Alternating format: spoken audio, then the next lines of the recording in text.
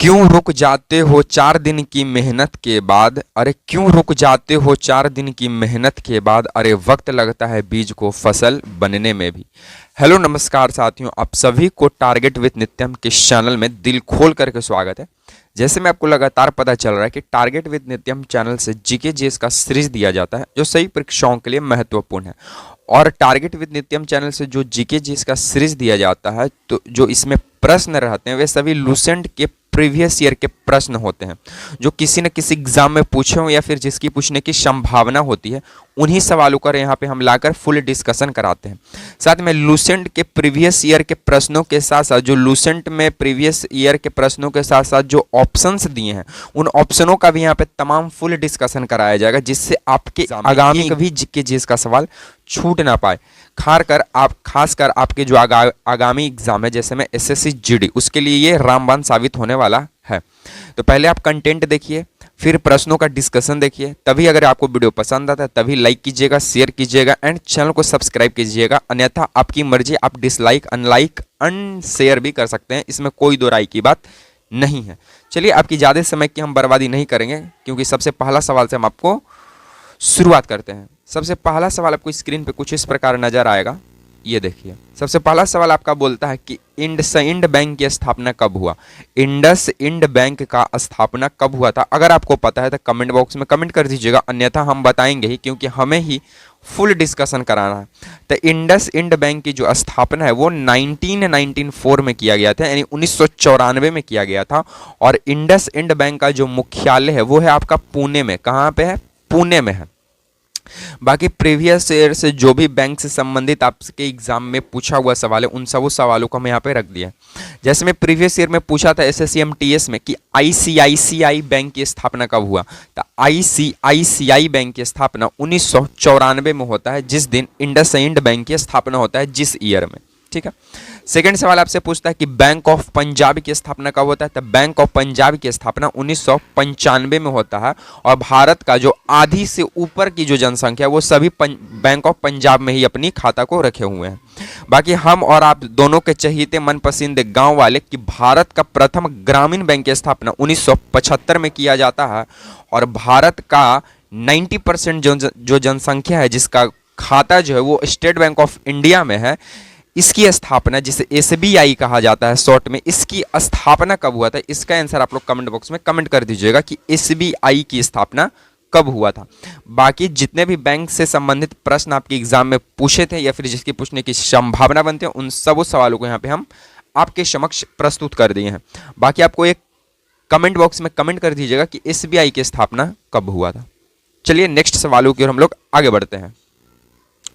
Next सवाल आपको screen पे कुछ इस प्रकार नजर आ रहा होगा। अब बोलता है कि भारत में पहली बार जनगणना कब हुआ था? आज और कल की बात नहीं है, भारत में पहली बार जनगणना मेयो के काल में हुआ था। किसके काल में? मेयो के काल में किया गया था। और किया गया कब गया था? तो 1872 में किया गया था। तो भारत में पहली बार जनगणना मेयो के काल में 1872 ईस्वी में किया गया था।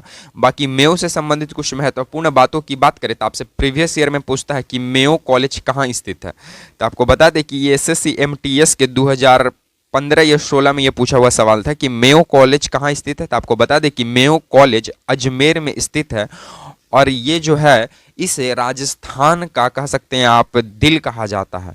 ठीक है। तो मेयो कॉलेज कहाँ स्थित है? अजमेर में। बाकी मेयो की हत्या कहाँ हुआ था? तो जो हमारे मेयो वायसराय थे इनकी हत्या अंडमान एंड निकोबार में कर दिया गया था। और ये पहले ऐसे वायसराय रहे हैं जिनके हत्या भारत में हुआ, तो वो थे मेयो। ठीक है। बाकी नियमित जनगणना की बात करें तो नियमित जनगणना जो है वो 1881 में रिपन के टाइम पे हुआ था। नियमित जनगणना कब हुआ? 1881 में रिपन के समय। बाकी आपको एक प्रश्न का उत्तर कमेंट बॉक्स में कमेंट करने चल जाइएगा कि वर्नाकुलर प्रेस एक्ट किसने लाया था? वर्नाकुलर प्रेस एक्ट किसने लाया था? उसका उत्तर आप लोग कमेंट बॉक्स में कमेंट कर दीजिएगा। ठीक है। बाकी जितने भी जनगणना या फिर मेयो से संबंधित जितने भी सवाल बन सकते थे उन सभी सवालों यहाँ पे हम रख दिए आपके समक्ष। ठीक है। चलिए नेक्स्ट प्रश्नों की ओर हम लोग आगे बढ़ते हैं। नेक्स्ट प्रश्नों की बात करें तो नेक्स्ट प्रश्न आपका सिंधु घाटी सभ्यता से पूछ चुका है कि चूड़ी का परिमाण किस स्थान से मिलता है। कहीं कहीं आप देखते होंगे खेत का जब खुदाई होता है तो किसी न किसी ऐतिहासिक चीज को हमें देखने को मिलता है, जिससे हमें लालसा होती है कि नहीं ये क्या चीज है। उसी तरह सिंधु घाटी सभ्यता के किस स्थान पर चूड़ी का प्रमाण मिला था?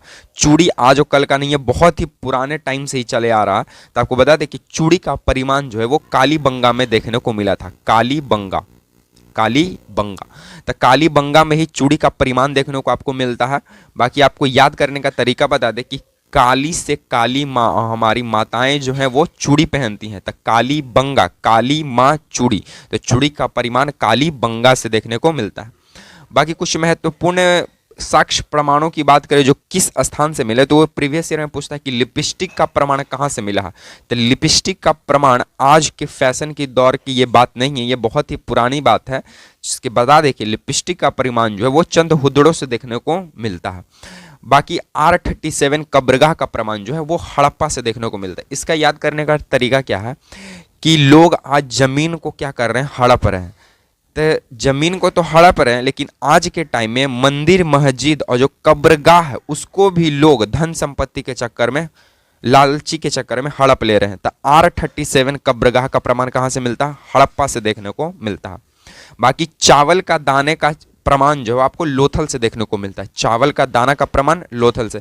आप इसे इस तरह से याद कर सकते हैं कि चावल खाने के बाद आदमी लोथ हो जाता है, यानी चावल का दाना का प्रमाण वो लोथल से देखने को मिलता है। और ये जाहिर सी बात है कि चावल खाने के बाद लोथ जाता है, यानी नींद वगैरह आता है। ठीक है। बाकी एक प्रश्न का उत्तर कमेंट बॉक्स में कमेंट कर दीजिएगा कि स्टेडियम का प्रमाण सिंधु घाटी की सभ्यता के किस स्थान से आपको देखने को मिलता है। बाकी भारत की प्रथम नगरीय सभ्यता सिंधु घाटी सभ्यता हो, जिसे कांस्य युगीन सभ्यता, ताम्र युगीन सभ्यता का भी नाम से जाना जाता है। तो इन तमाम जानकारियों को आपको सिंधु घाटी सभ्यता से याद रखना पड़ेगा। और आपको बता दें कि हड़प्पा सभ्यता की खोज 1921 में दयाराम शाहनी के द्वारा किया गया, राकल दास बनर्जी के द्वारा किया गया था, और दयाराम शाहनी के द्वारा मोहनजोदड़ो की खोज 1922 में किया गया था। इस बात को भी आप ध्यान रखिएगा। ठीक है, चलिए नेक्स्ट प्रश्नों की ओर हम लोग आगे बढ़ते हैं। नेक्स्ट प्रश्न की बात करें तो हमारा नेक्स्ट प्रश्न बोलता है विश्व महासागर दिवस कब मनाया जाता है। तो आपको बता दें कि विश्व महासागर दिवस 8 जून को मनाया जाता है। कब मनाया जाता है? 8 जून को। बाकी जून से संबंधित जो भी महत्वपूर्ण सवाल आपके एग्जाम में पूछा गया, फिर जिसकी पूछने की संभावना है, उन सब प्रश्नों को हम यहाँ पे रख दिए। पहला पूछेगा प्रीवियस ईयर में विश्व दुग्ध दिवस कब मनाया जाता है। तो विश्व दुग्ध दिवस 1 जून को मनाया जाता है। विश्व पर्यावरण दिवस कब मनाया जाता है? तो विश्व पर्यावरण दिवस 5 जून को मनाया जाता है। और पहली बार विश्व पर्यावरण दिवस 5 जून 1974 को स्वीडन के स्टॉकहोम में मनाया गया था। स्टॉकहोम में मनाया गया था, इस बात को भी आपको ध्यान में रखना पड़ेगा। बाकी मरुस्थलीयकरण रोकथाम दिवस 17 जून को, और अंतर्राष्ट्रीय योग दिवस कब मनाया जाता है, ये आप और हमें दोनों को मालूम है। तो कमेंट बॉक्स में कमेंट कर दीजिएगा, क्योंकि हर एक प्रीवियस प्रश्नों के साथ एक प्रश्न आपसे पूछा जाएगा जिसका उत्तर आपको कमेंट बॉक्स में कमेंट करना है। पहला का ये, दूसरा का ये, या फिर आप ऐसे लिख सकते हैं कि अंतर्राष्ट्रीय योग दिवस इस दिन मनाया जाता है। बाकी जून से संबंधित जो भी महत्वपूर्ण आपके एग्जाम में सवाल बनते हैं या फिर जिसकी पूछने की संभावना बनती है, उन सब सवालों को हम यहाँ पे रख दिए हैं। ठीक है, चलिए नेक्स्ट प्रश्नों की ओर हम लोग आगे बढ़ते हैं। नेक्स्ट हमारा सवाल बोलता है कि बीना वादक में प्रसिद्ध है, बीना वादक में अपने आप में महारथी हासिल किए हुए व्यक्ति कौन है। तो आपको बता दें कि बीना वादक में प्रसिद्ध व्यक्ति एस बालचंद्रन और एक विश्व मोहन भट्ट माने जाते हैं, जो कि बीना वादक के बहुत ही धुरंधर हैं। तो बीना वादक में एस बालचंद्रन और विश्व मोहन भट्ट। बाकी संतूर वादक की बात करें तो भजन सुपारी और शिव कुमार शर्मा हमारे संतूर वादक हुए। भजन सुपारी और शिव कुमार शर्मा क्या हुए? संतूर वादक। बाकी अलाउद्दीन खान, राजीव तारानाथ, जिनका हाल ही में निधन हो गया, जिनका हाल ही में निधन हुआ है, ये और अली अकबर खान, ये तीनों लोग सरोद से संबंध अपना रखते हैं। अलाउद्दीन खान, एक सेकंड देख लीजिए आप, एक सेकंड देख लीजिए आप, ये देखिए अलाउद्दीन खान हो गए आपके समक्ष, राजीव तारानाथ जिनका हाल ही में निधन हुआ, ये हो गए, और एक अली अकबर खान। ये जो तीनों लोग हैं, ये तीनों लोग सरोद से अपना संबंध व्यतीत करते हैं। बाकी बांसुरी के संबंध की व्यक्तियों की बात करें तो बांसुरी से संबंधित कौन थे, इसका आंसर आप लोग कमेंट बॉक्स में कमेंट कर दीजिएगा कि बांसुरी में प्रसिद्ध व्यक्ति कौन थे।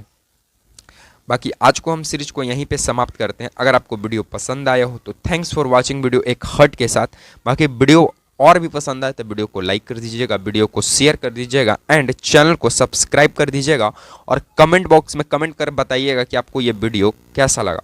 इसी तरह के सीरीज के साथ PY क्यूजो के साथ आपसे मिलेंगे नेक्स्ट वीडियो में। तब तक के लिए आप सभी साथियों को जय हिंद।